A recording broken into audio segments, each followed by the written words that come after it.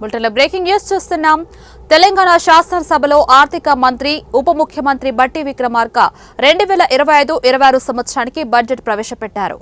3,04,965 కోట్లతో బడ్జెట్ కు రూపకల్పన చేశారు. రాష్ట్రంలో కాంగ్రెస్ ప్రభుత్వం ఏర్పడిన తర్వాత ప్రవేశపెట్టిన తొలి పూర్తిస్థాయి బడ్జెట్ ఇదే.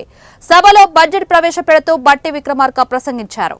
తెలంగాణ సుస్థిర అభివృద్ధి కోసం చిత్తశుద్ధితో పనిచేస్తున్నామని పేర్కొన్నారు.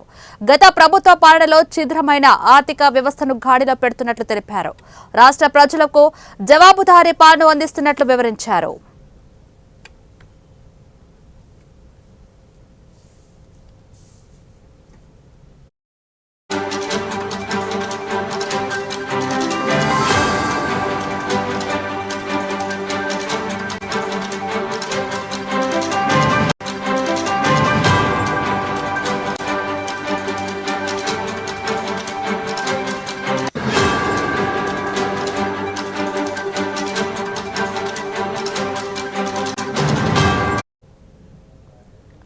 రాష్ట్రంలో ప్రతి పౌరుడికి మెరుగైన వైద్యం కోసం చర్యలు తీసుకుంటున్నామని, విద్యా వ్యవస్థను మరింత బలోపేతం చేసేందుకు చర్యలు చేపట్టామని తెలిపారు. అన్నదాతల సంక్షేమం కోసం పాటుపడుతున్నామని వివరించారు.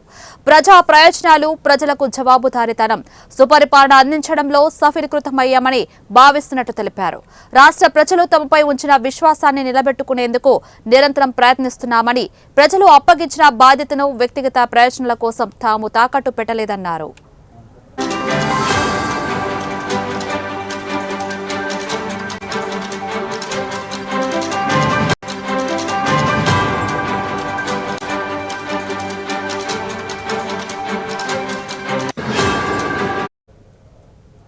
తెలంగాణ బడ్జెట్ 2025-26లో రైతులకు రేవంత్ సర్కార్ గుడ్ న్యూస్ చెప్పింది.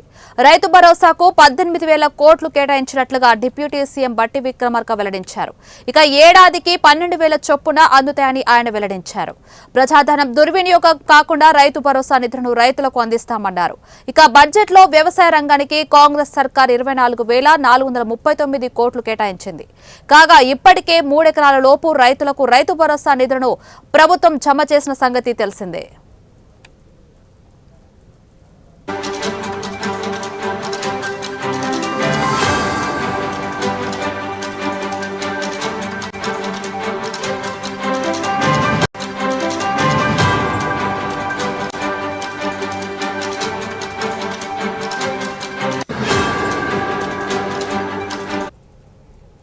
బడ్జెట్లో కొత్త రేషన్ కార్డులపై కీలక ప్రకటన వెలువడింది. ఈ బడ్జెట్లో పౌర సరఫరాల శాఖకు 5,734 కోట్లు కేటాయించింది ప్రభుత్వం. అర్హులైన వారందరికీ రేషన్ కార్డులు ఇస్తామని, అలాగే రేషన్ కార్డు ఉన్న వారందరికీ సన్నబియ్యం ఇస్తామని డిప్యూటీ సీఎం బట్టి విక్రమార్క వెల్లడించారు. కొత్త రేషన్ కార్డుల జారీ, కుటుంబ సభ్యుల పేర్ల నమోదు చేసే ప్రక్రియను జనవరి 26వ తేదీ నుంచి ప్రారంభించినట్లుగా సభలో డిప్యూటీ సీఎం గుర్తు చేశారు. ఇక తెలంగాణ ప్రభుత్వం మరో కీలక నిర్ణయం తీసుకుంది. హైదరాబాద్ ఫ్యూచర్ సిటీలో అంతర్భాగంగా 200 ఎకరాల్లో ఆర్టిఫిషియల్ ఇంటెలిజెన్స్ AI సిటీని నిర్మించనున్నట్లుగా బడ్జెట్ ప్రసంగంలో బట్టి విక్రమార్క వెల్లడించారు.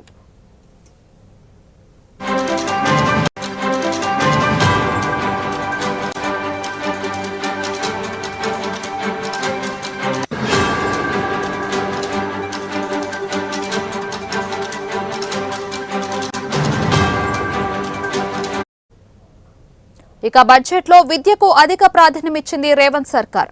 ప్రభుత్వం ఉన్న గురుకుల పాఠశాలను సమర్థవంతంగా నిర్వహించడంతో పాటుగా యంగ్ ఇండియా ఇంటిగ్రేటెడ్ స్కూల్స్ తీసుకురాబోతున్నట్లు బట్టి విక్రమార్క ప్రకటించారు. తెలంగాణలో 58 యంగ్ ఇండియా స్కూల్స్ నిర్వహణ కోసం 11,600 కోట్లు కేటాయిస్తున్నట్లుగా వెల్లడించారు.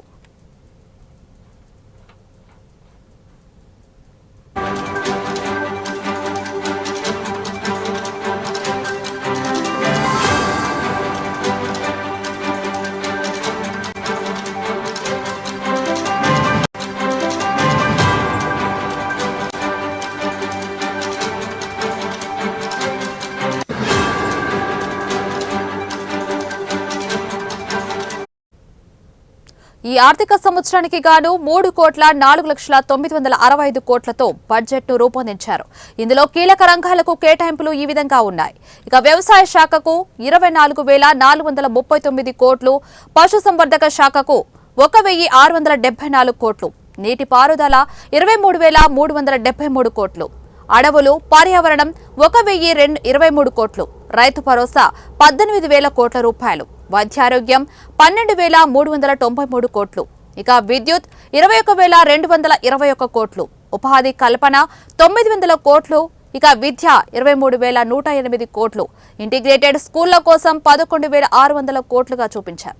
ఇక పారిశ్రామిక రంగం 3,525 కోట్లు, ఇక పౌర సరఫరాల శాఖ 5,734 కోట్లు, హోంశాఖ 10,188 కోట్లు, శాంతి భద్రతలు 10,188 కోట్లు, ఇక వివిధ శాఖలకు సంబంధించి R&B 5,907 కోట్లు, పర్యాటక రంగం 775 కోట్ల రూపాయలు, ఇక పంచాయతీరాజ్ గ్రామీణ అభివృద్ధి 31,605 కోట్లు, పురపాలక పట్టణాభివృద్ధి 17,677 కోట్లు, హైదరాబాద్ సిటీ డెవలప్మెంట్ 150 కోట్లు, చేనేత 371 కోట్లు, ఇక IT 774 కోట్లు, సాంస్కృతిక రంగం 465 కోట్లు, ఇక దేవాదాయ ధర్మాదాయ శాఖ 190 కోట్లు, ఇక క్రీడలు 465 కోట్ల రూపాయలుగా నియమించారు. ఇక సంక్షేమం కోసం ఇలా స్త్రీ శిశు సంక్షేమం 2,861 కోట్లు, మహిళా శిశు సంక్షేమానికి 2,862 కోట్లు, ఎస్సీ సంక్షేమం 40,232 కోట్లు, ఎస్టీ సంక్షేమం 17,169 కోట్లు, బీసీ సంక్షేమం 11,405 కోట్లు, మైనార్టీ సంక్షేమం 3,591 కోట్లు, ఇందిరమ్మ ఇళ్లకు 22,500 రూపాయల కోట్లు, ఇక గృహజ్యోతి ప్రభుత్వ విద్యా సంస్థలకు ఉచిత విద్యుత్ కోసం 3,000 కోట్ల రూపాయలుగా నియమించారు.